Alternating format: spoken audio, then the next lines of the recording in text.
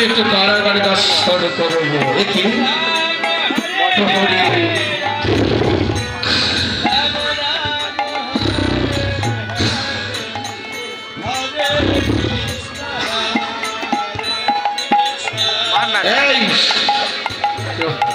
ভাই বর্ষা, একটু শান্তিতে ঘুমাতেও দেশ না রে।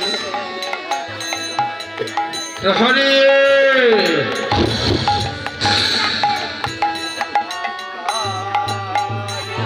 তুমি কাজে ফাঁকি দিচ্ছ তাই না? আমি তোমাকে উচিত শিক্ষা দিব। তাই করোনা ধরে মুসলিম ভাই মাসি এত কামড় দিস না রে ভাই। বাড়িতেও একটু শান্তিতে ঘুমাতে পারি না, বউ সন্তানের চিল্লা চিল্লি, এখানে একটু শান্তিতে ঘুমাচ্ছি, তোরা করিস আমরা খাবি, তাহলে জীবনে সুখ পাবো কোথায়? প্রহরী,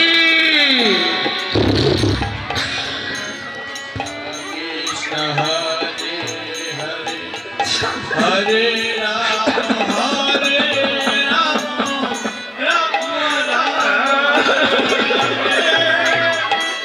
হরে কৃষ্ণ কৃষ্ণ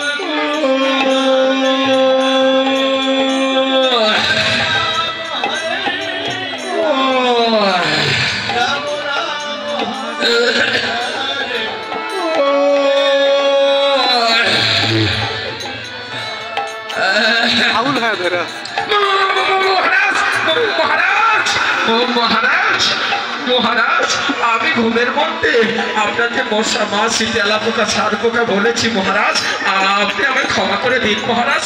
বিশ্বাস করুন আমার বড্ড শরীরটা ক্লান্ত মহারাজ, আমার যে বড্ড ঘুম পাচ্ছে মহারাজ। আমার বন্দি কোথায়? বন্দি তো কারাগারের ভেতরে আছে মহারাজ। ওরা সুখে আছে না দুঃখে আছে মহারাজ? আমি দেখে আসছি মহারাজ, আপনি অপেক্ষা করুন, আমি বন্দিকে দেখে আসছি। বেশ, তবে যাও, তুমি ওদেরকে দেখে এসো। বন্দি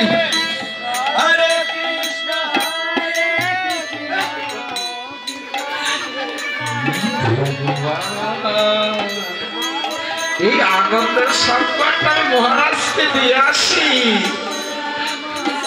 মহারাজ, মহারাজ, মহারাজ, আসুন মহারাজ, আসুন আসুন আসুন আসুন।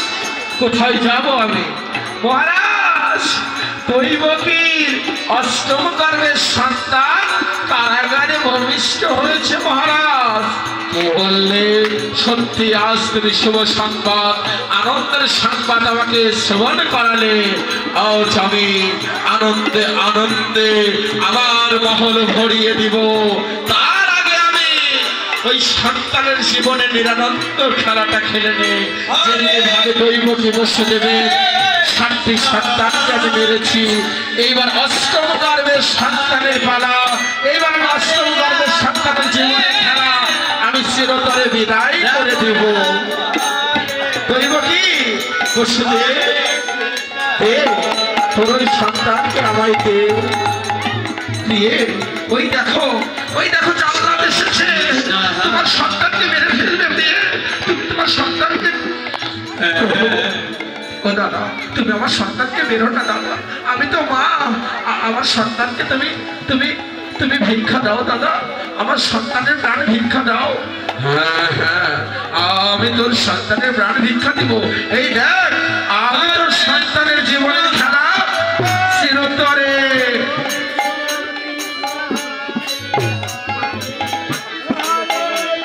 না, আমি দিব না দাদা, আমি দিব না।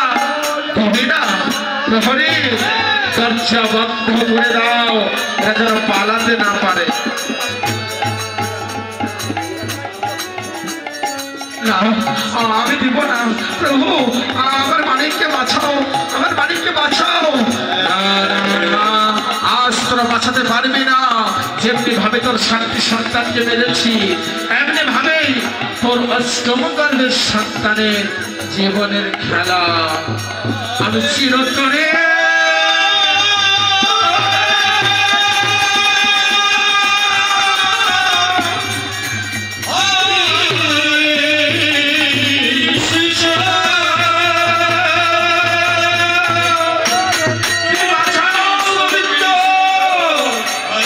সন্তানকে বাঁচাও।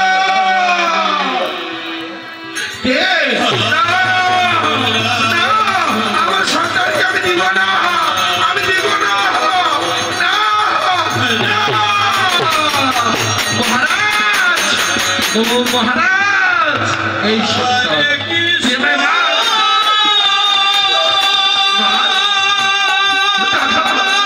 তুমি আমার সন্তানকে বেরো না দাদা, আমি যে জননী। তুই আমায় মারবি? এই বালো, তোর হাতে বলে মথুরা রাজা ধ্বংস করবে, দেখে মার, আমায় মার। তুই না কথা বলতে পারছিস না, তুই তো ছোট্ট বালক, সবে মাত্রই ভবে এসেছিস, আর তোর হাতে আমার মহারাজ মরবে।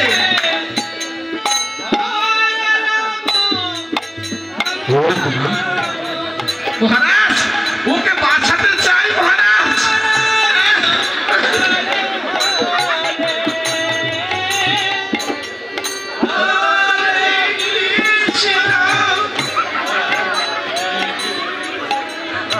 আমার মহারাজের মৃত্যু দাদাকে বাঁচাতে চাও? তোর কি উঠলে পড়ছে?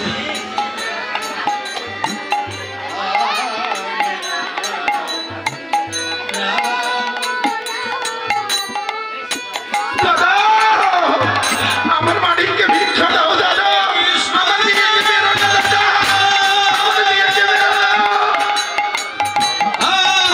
এই রাত বসুদেব, তোর সামনে তোর মেয়ের জীবনের খেলা আমি চিরতরে বিদায় করে দিচ্ছি। কোথায় কোথায় গেল?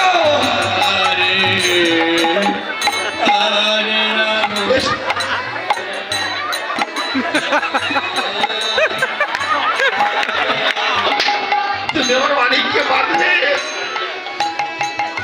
কিন্তু মহারাজ ওই সন্তানের মৃতদেহটা কোথায়? আমি মহারাজ, আমার মন বলছে আপনি ক্রোধের বশে এত জোরে নিক্ষেপ করছেন, মনে এই রাজ্য ছেড়ে অন্য রাজ্যে গিয়ে মৃতদেহটা পড়েছে।